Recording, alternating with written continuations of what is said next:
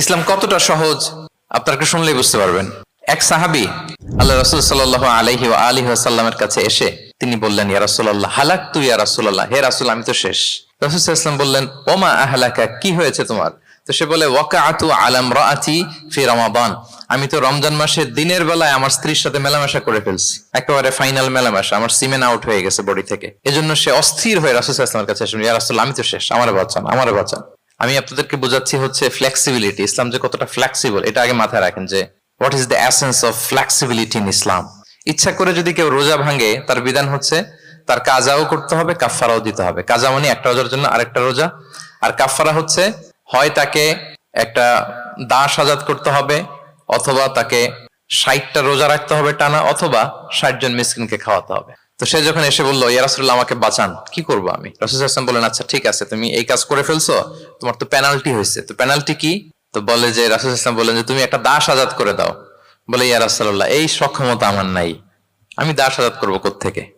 আচ্ছা এটা পারবা না, তো তাহলে টানা 60টা রোজা রাখো কাফারা হিসেবে, টানা 60 দিন রোজা রাখতে হবে, রমজান চলে যাওয়ার পরে 60 দিন রোজা, এটা রাখো।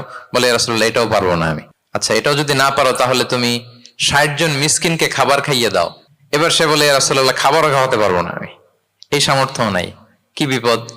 দাস আজাদ এটাও পারবা না, টানা 60টা রোজা এটাও পারবা না, 60 জন মিসকিনকে খাবার দিবা তাও পারবা না। তো কি আর করা, বসো এক পাশে বসো। বসে আছেন, উনি অন্যান্য কাজ সারতেছেন। হঠাৎ এক ঝুড়ি খেজুর রাসূল সাল্লাল্লাহু আলাইহি ওয়াসাল্লামের কাছে আসলো, এক ঝুড়ি সাদাকার খেজুর। আসার পর রাসূল সাল্লাল্লাহু আলাইহি ওয়াসাল্লাম বললেন, ওই লোকটা কই যে এই কাজ করে ফেলছে? তাকে নিয়ে আসা হলো।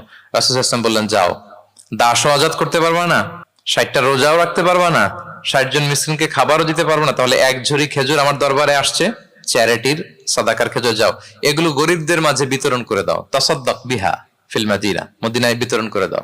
এবার সে বলে, আলা আফকারা মিন্না ইয়া রাসূলুল্লাহ, ইয়া রাসূলুল্লাহ আমার চেয়ে গরিব কাউকে দিতে হবে? রাসূল সাল্লাল্লাহু আলাইহি ওয়াসাল্লাম বললেন, হ্যাঁ গরিব কাউকে দিবা। বলতেছে, এই পুরো মদিনাতে আমার চেয়ে গরিব আর কেউ নাই। কি বিপদ! তোমার চেয়ে গরিব আর কেউ নাই?